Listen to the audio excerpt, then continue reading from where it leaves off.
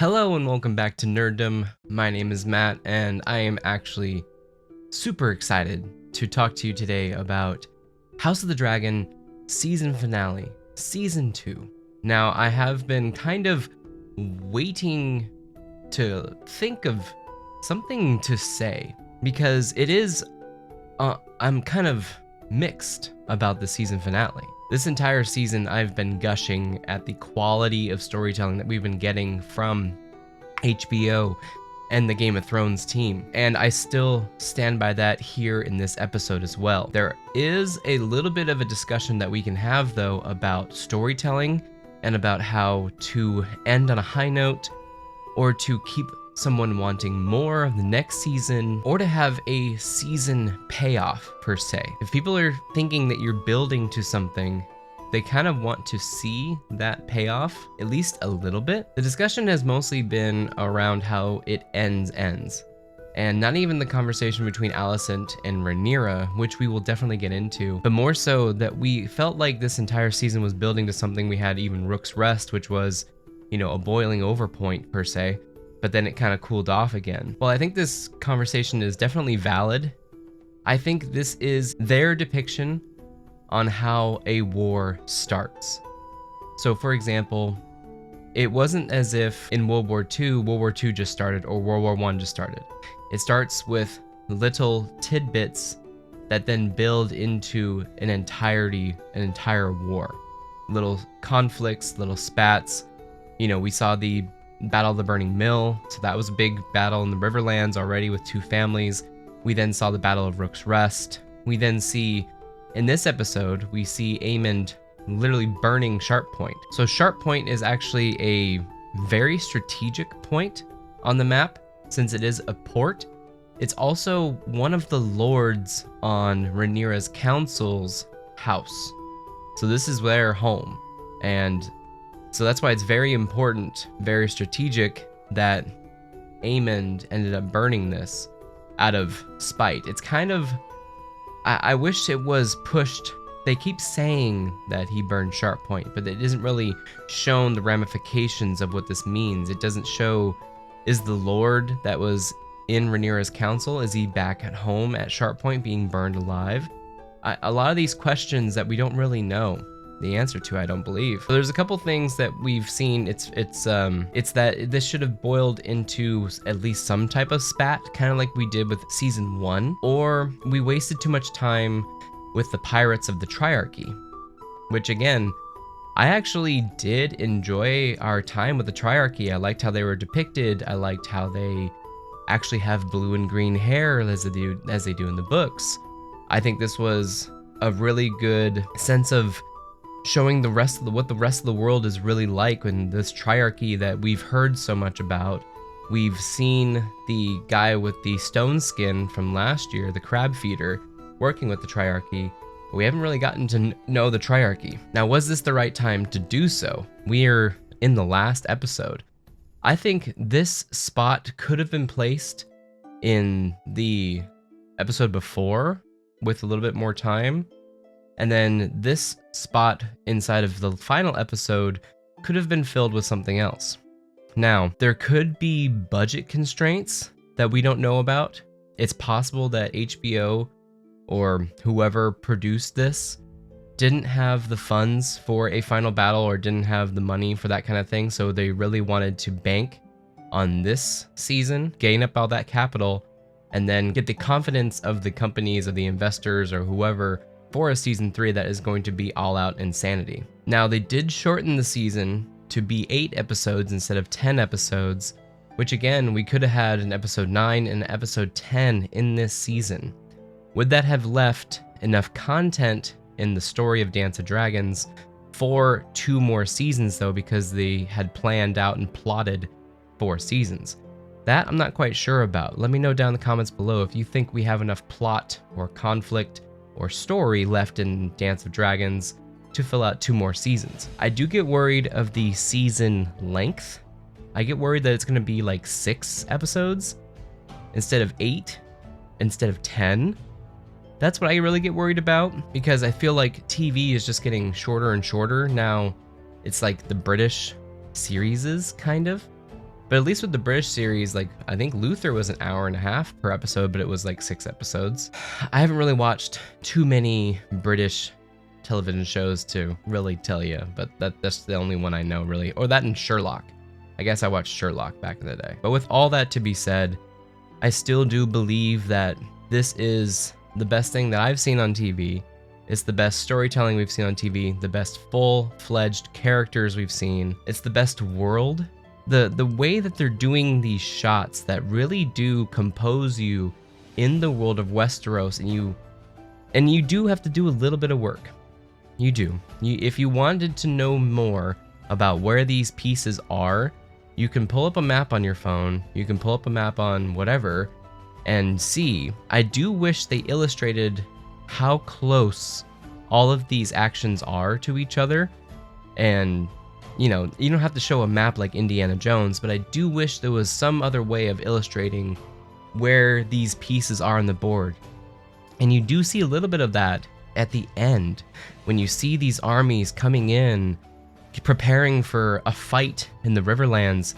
The shot with the Lannister army, and then turning the camera and seeing the Riverlands and Harrenhal, and why Harrenhal is such a big strategic point in that area. That's a big deal, and I think that is kind of what we need to see more, like wide shots, positioning with different landmarks to compose ourselves and where we're at. I think it would be a really great idea to have some of that. It's almost like the old philosophy of Disneyland. I used to go to Disneyland all the time, and where you can look in the skyline to see where you want to go, because there's always something else in the skyline. There's always the Matterhorn, there's Space Mountain, there's Thunder Mountain. That way you can kind of compose yourself. Where are you on the map, and where do you want to go? That's kind of a long intro, but let's get into the episode. Let's talk about it. We're going to do this one a little bit differently. We're going to talk about each different plot point and, you know, what our takes on it again are. First off, I do want to thank 881 of you. I can't thank you all enough for subscribing. It's truly bonkers what we've done the last year here at Nerddom. So shout out to 881 of you, and the 97.8% of you that are not subscribed. No shade, thank you as well. But if you do enjoy what we do here, feel free to subscribe. Also, feel free to smash the like button so we keep getting pushed out into the algorithm and meeting new people. And with that, let's get into the episode.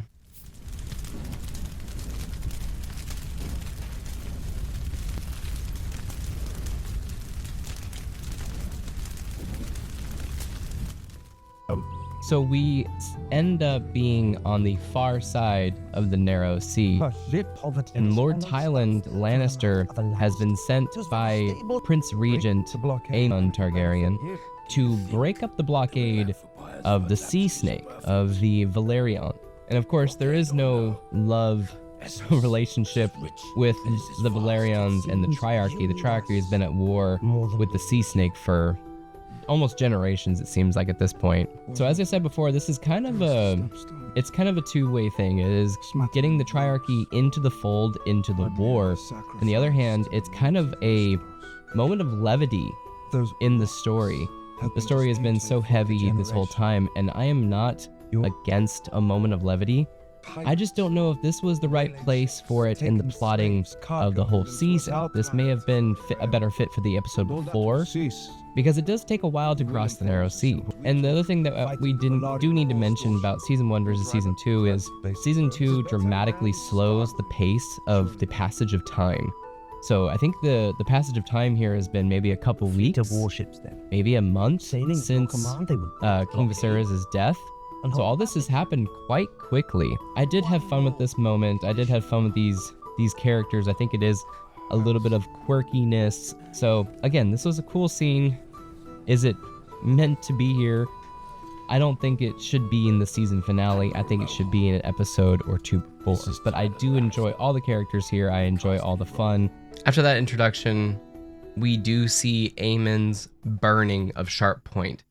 And we do this shot, I swear to God, this show shows the size, the massiveness of this world in these huge landscape shots. And that's something that I really do think that they kind of learned from the Lord of the Rings series. or I don't know if that's the best way to shoot fantasy. It's just my point of reference with fantasy storytelling in wide shots, kind of showing where they are in the world. So with this shot, we see his decimation of Sharp Point, and of course it is Aemond lashing out. Aemond, as they said in the behind the scenes things, is super duper scared. He saw what they had on Dragonstone. He knows what Rhaenyra has.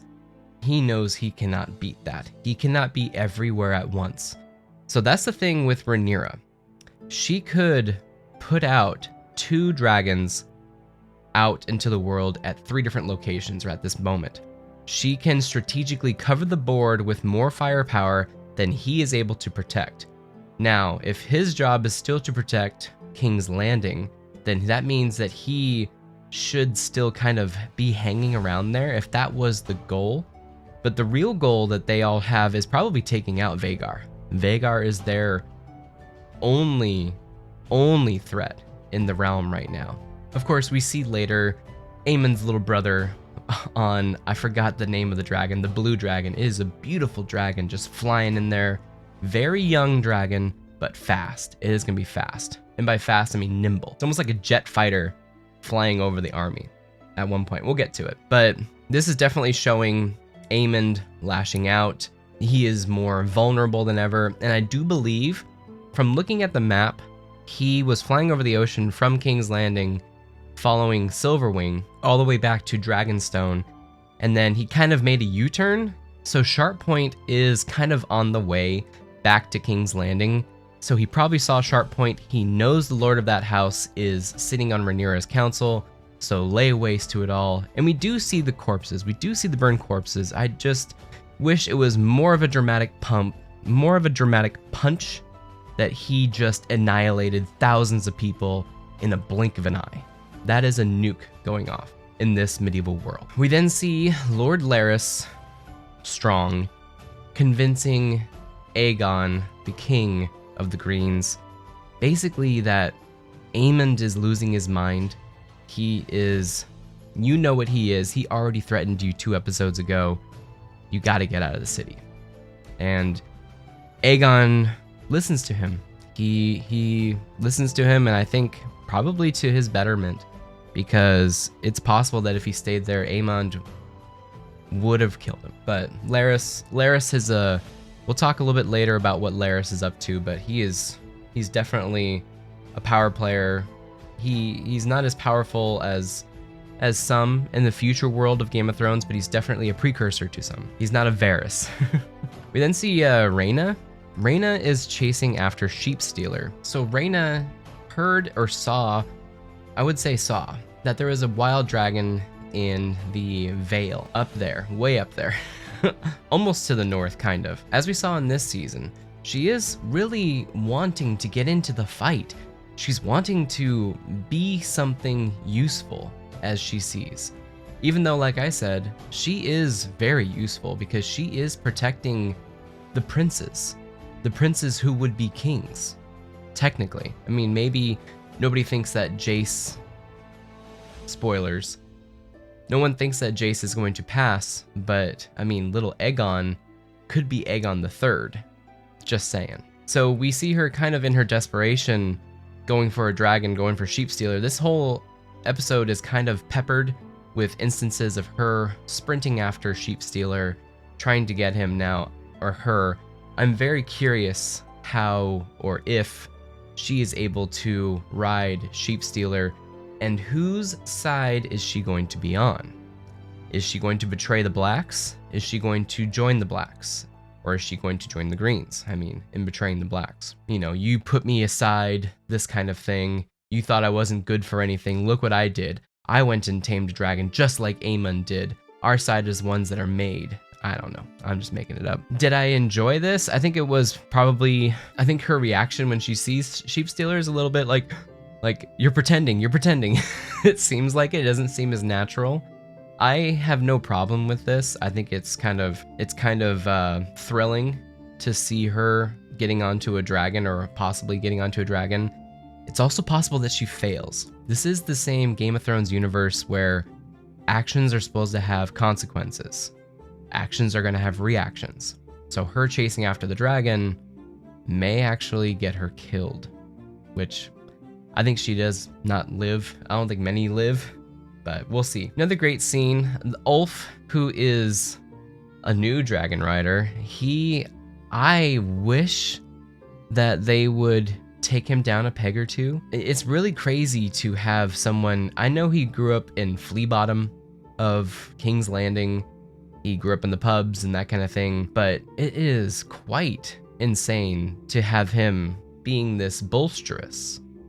It's crazy, and I do think that he is going to be either a turncoat in later seasons when the shit starts hitting the fan, or he is going to be a coward. That's my feeling. He is bolsterous in this regard, but then when the shit starts hitting the fan, he's just going to be out. And then of course Jace is kind of trying to assert his dominance over these other bastard children by saying, hey, I'm the prince. I'm next in line for the king.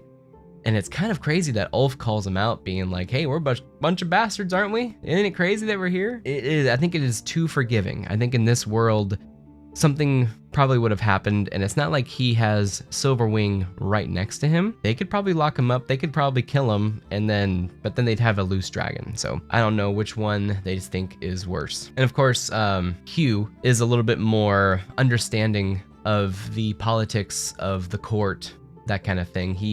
We saw him earlier in the season actually displaying the argument of the people to King Aegon early on. So he is a little bit more understanding of it all. We then see a very great scene between Lord Corlys and Queen Rhaenyra. So this really does show the two different sides, then we'll talk about, of Rhaenyra's advisors. Corlys gives her very good advice, and she even says very good advice right here. He doesn't tell her, he doesn't gas her up. Missandra, whatever her name is, the White Worm, she's kind of gassing her up. She's always like, oh, you're the best, you're this, yes, queen. I don't trust her. This whole season, I don't trust her. She is dealing with spies. This whole time, she does not like kings and queens. I don't think that goes away because Rhaenyra, quote unquote, saved her. I think that kind of betrays her character. So I am totally expecting a season 3, not a heel turn, but a betrayal of Queen Rhaenyra, of maybe she was selling ideas or something to the Greens or something like that, or to the people. I really do not trust the White Worm, and I think she is pushing a little bit too much in regards to, like I said, gassing up Rhaenyra. But right here, Lord Corlys tells her like it is, you know. He is also, we'll see in a little bit, going through some stuff too, but his strategic mind is still there. All right, so let's talk about Daemon. Daemon, I think, has gone through an entire character arc this season. Great to see. Great to see an actual character arc in storytelling. Who'da thunk it? This is all that we wanted. Awesome to see what they're doing with this character. He has come full circle from being a selfish person, selfish, to now being a part of the story.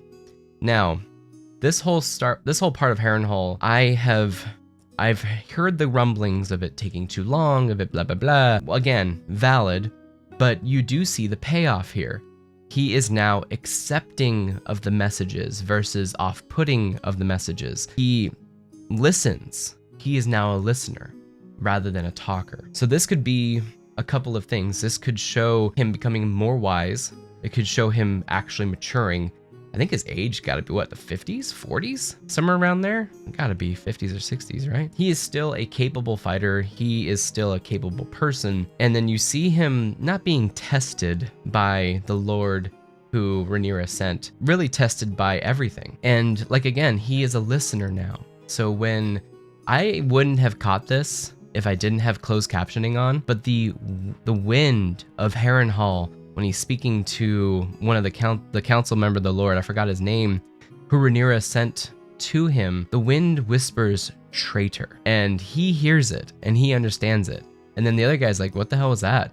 And he's like, oh, this place will have you hearing anything, really. He's like, continue. So he is now a listener, and I think that is awesome. Now, do I enjoy him not really making this decision for himself? I mean, he kind of is, but Alice Rivers shows him, makes him have a vision, or the weirwood tree gives him a vision of a bunch of bungled different timelines, which is amazing. I actually do love this vision, seeing Bloodraven, which is his great ancestor. I think something like that. Great ancestor. Seeing him, seeing Daenerys, seeing the dragon eggs, and it's possible that that close-up of the dragon eggs matches up the close-up of the dragon eggs we saw when they were leaving Dragonstone with the children and Rhaena. So all of this, and then to have him come face to face with Helena, I forgot to say the name, and she's no longer dreaming.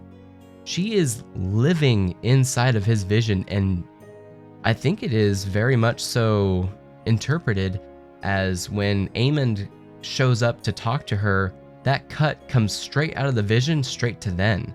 So she is now dreaming while awake, but able to control the visions and able to go into these visions. Wild stuff, and I do love the injection of more magic into this. I love it. I think it's great. I think we didn't see enough of it in the Game of Thrones series, and I'm very happy to see it here. All of this I do love. I love the vision. I was losing my mind. An accurate Bloodraven, so sick to see. But then it made me start thinking, is Daemon doing this on his own accord? What would happen?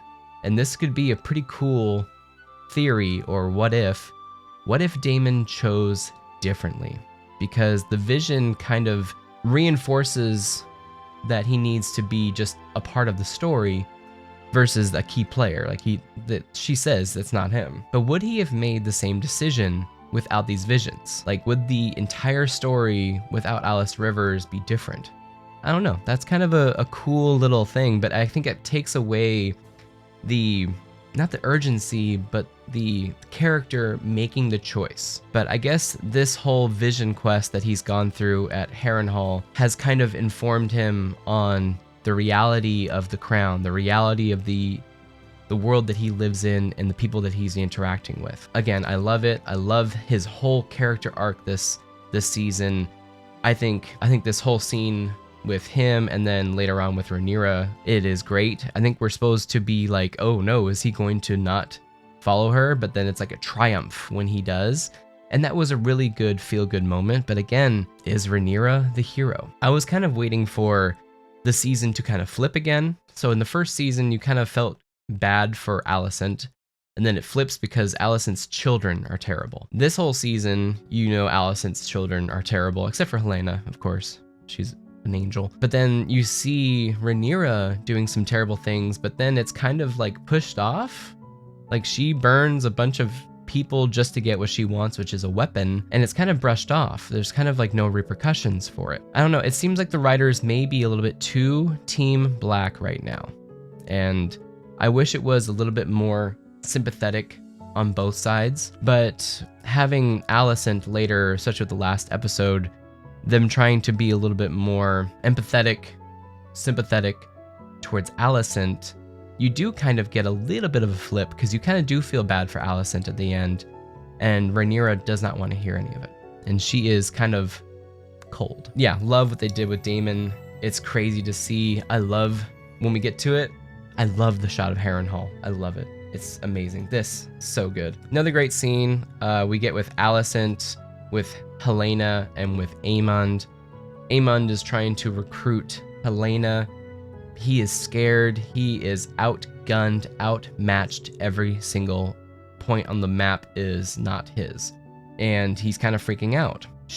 Helena says she is not going to burn anybody. She's not going to use Dreamfire. Dreamfire, by the way, is a cool fucking name. I love Dreamfire. That's a cool name.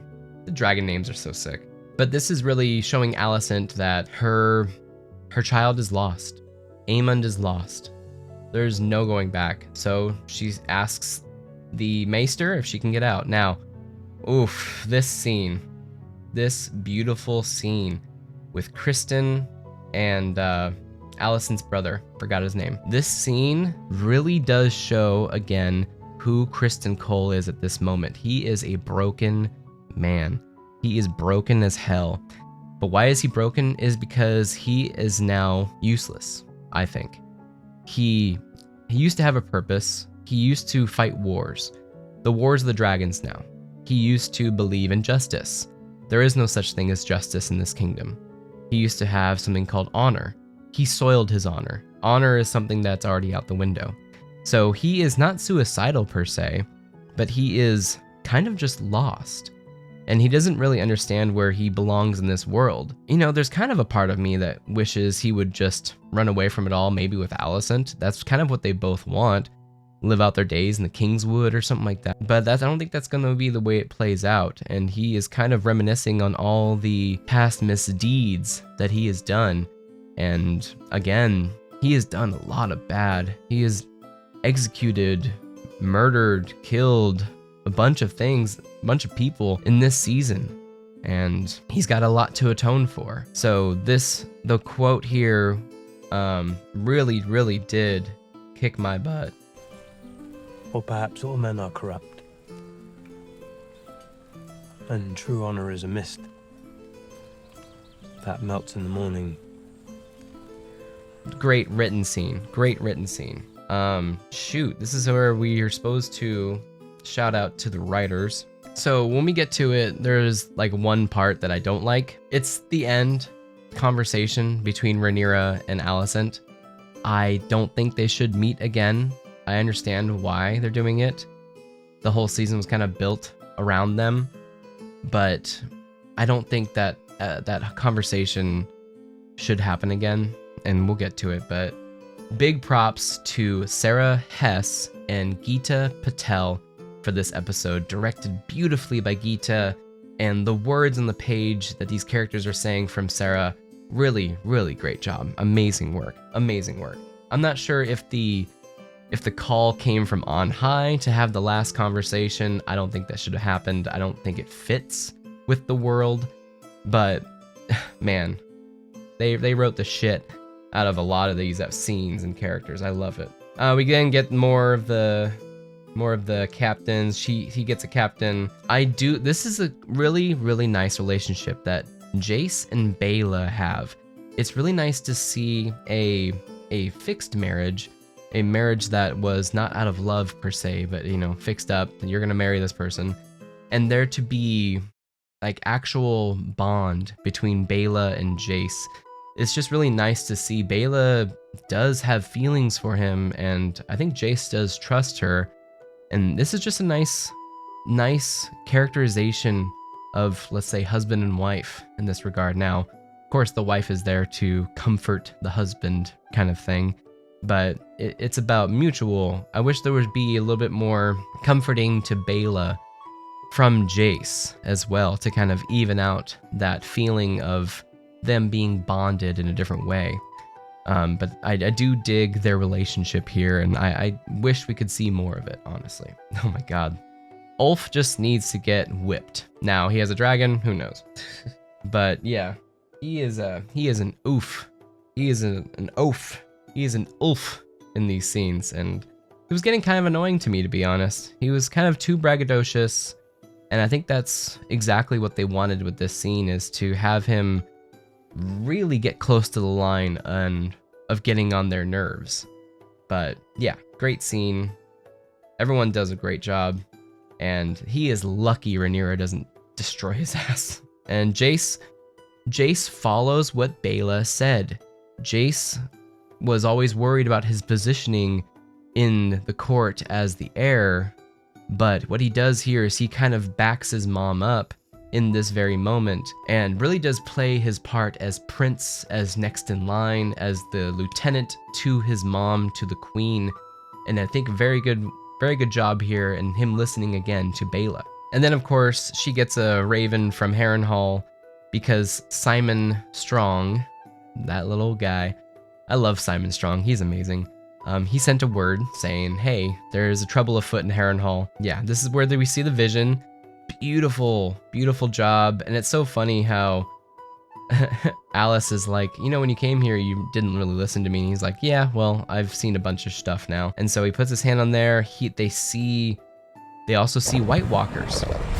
Now, is this the Night King or is this just a White Walker? I'm not quite sure. People were comparing the face, and it's possible that they did kind of a redesign with the Night King, and that this is the new Night King of this universe kind of thing. But man, we see that. We see Blood Raven. Let's just go through it all. We see Blood Raven, of course. Now, this doesn't happen until a couple hundred years, or yeah, I think 100 and some odd years after the events of this thing. So the weirwood trees are kind of visions of people's lives to past, present, future. And of course we see Daenerys, we see the red, we see the meteor, we see the comet, the red comet of season 1 or season 2, yeah, season 1. We see Blood Raven, we see the Night King, and then we see Daemon drowning. Now, if you do know, spoilers, of course, if you do know, Daemon and Aemond in the book fight over the God's Eye, which is a huge lake. And they both kind of end up plunging into the lake. We never see Daemon's body. I think they do find Aemon's body still tied to Vhagar as it's dead, but we never find Daemon's body. Now, it's possible that he is at the bottom of the God's Eye. It's also possible that people say that he ran off. So I don't think that they're characterizing him as a person who runs away. I think they did show his future death with this scene. Fall into the God's Eye. They did come out and say that it doesn't say that she is the prince that was promised. So very good scene, amazing. And there's Helena. She was in there. She's a dreamer. She is actively dreaming. We share the same blood. This is another great scene. She tells Aemond how he's going to die, and that there is nothing he can do about it. He is even more powerless after this conversation, and it shows how powerful she is. Her premonition, her presight, is so powerful. And if she rides, if she doesn't ride, it doesn't matter. If she lives, if she dies, it doesn't matter.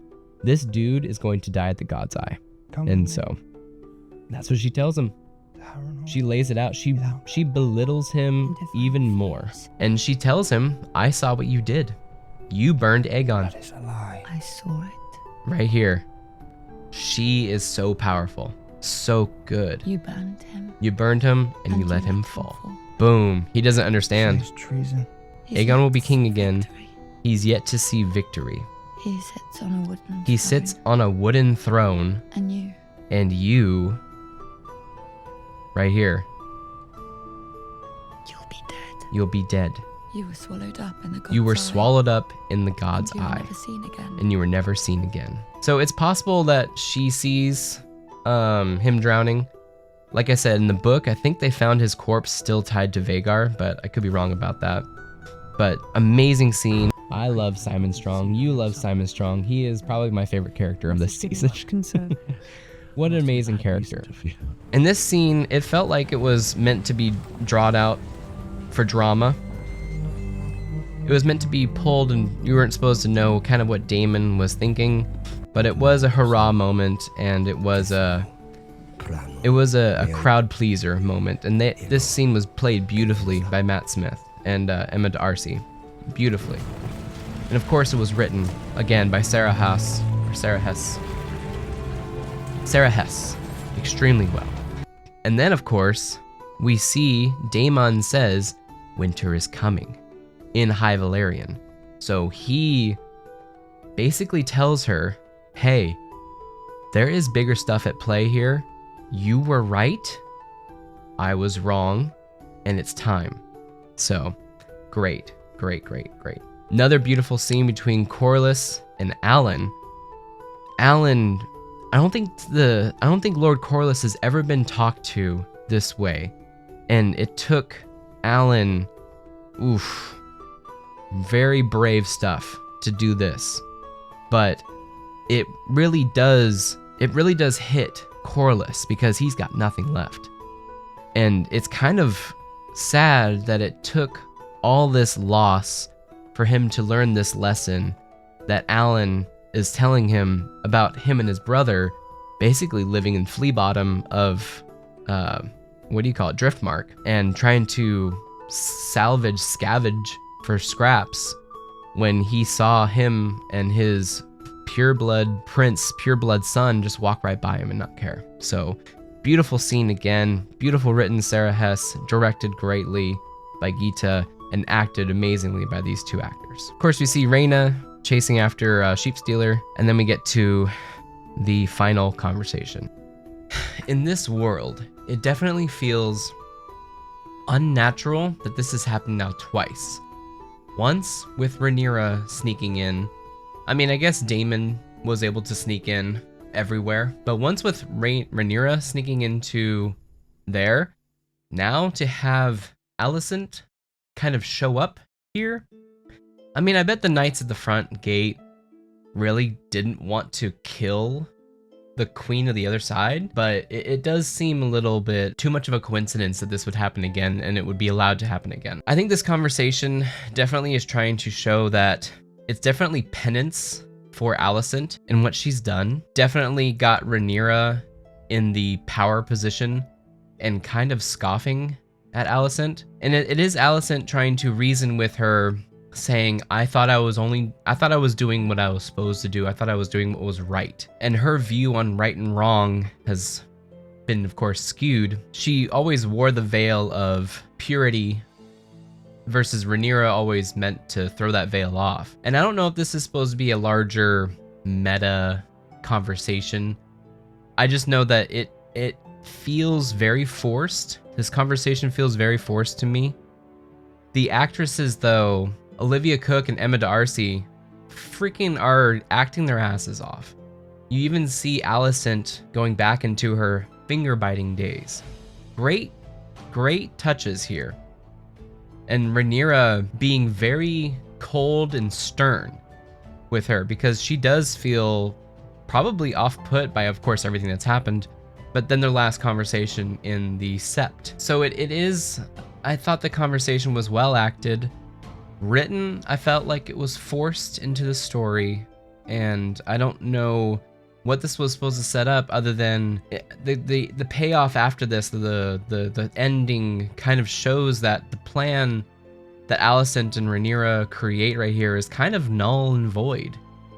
Aegon is out of the town. He skips off with Larys, so there's no way of Alicent giving up Aegon to have him beheaded.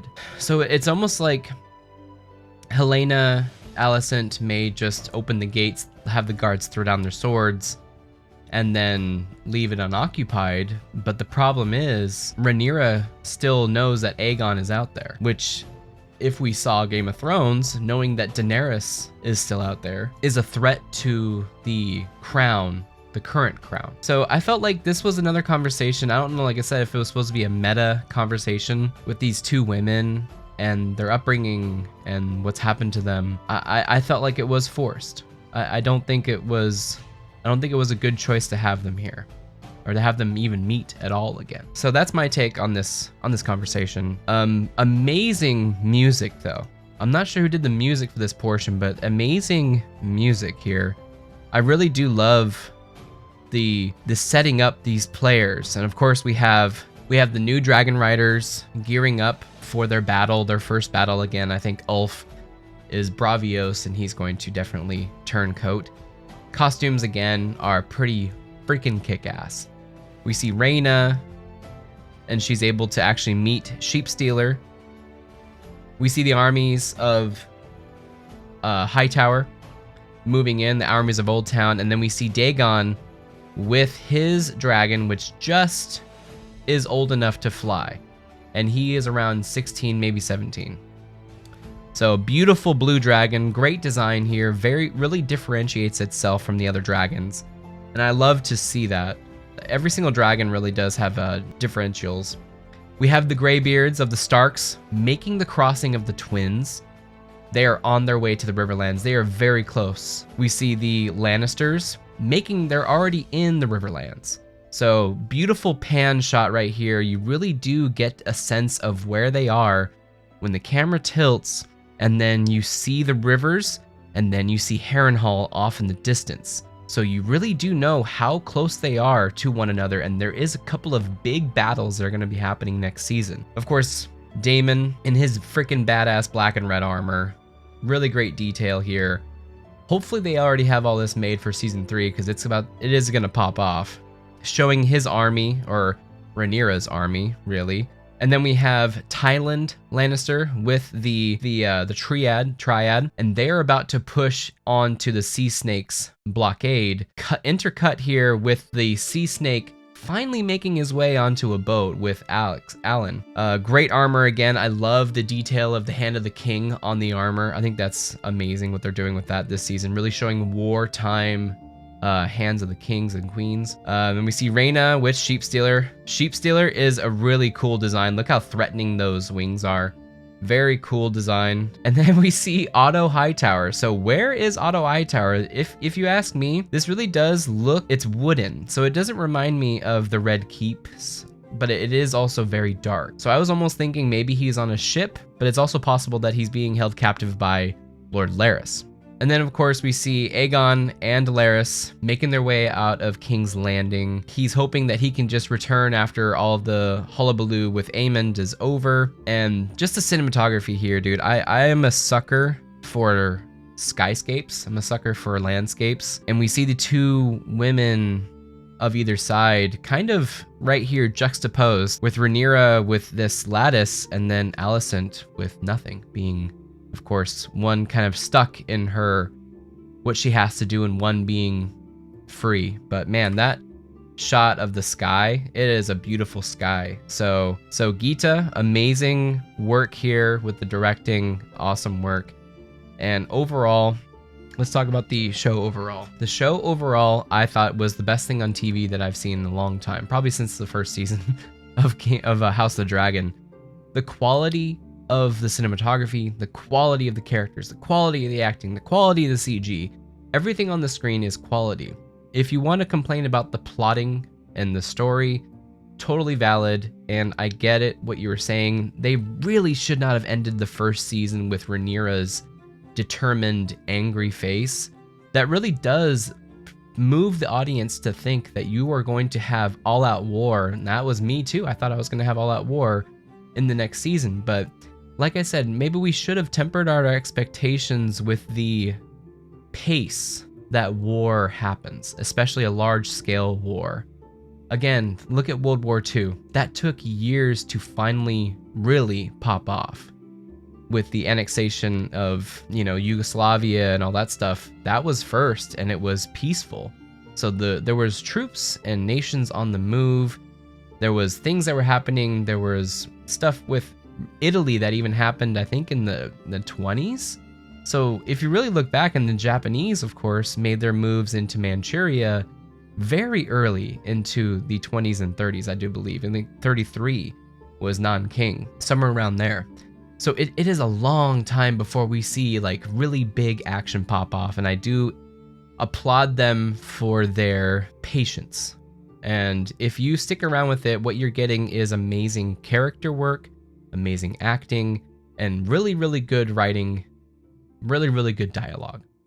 If you're not a big fan of dialogue, I imagine you do want to skip out. But that is just my take on this season. Amazing work, HBO, and it is very sad to say that I am not looking forward to anything. There's rest of the year, it's nothing. We're just gonna be watching horror movies and playing Call of Duty. That's it. Yeah, we're definitely gonna be reading some more comic books too. So I have a lot of comic books to catch up on. It's been like 3 weeks. So that is my review of the final episode and kind of the season of House of the Dragon Season 2.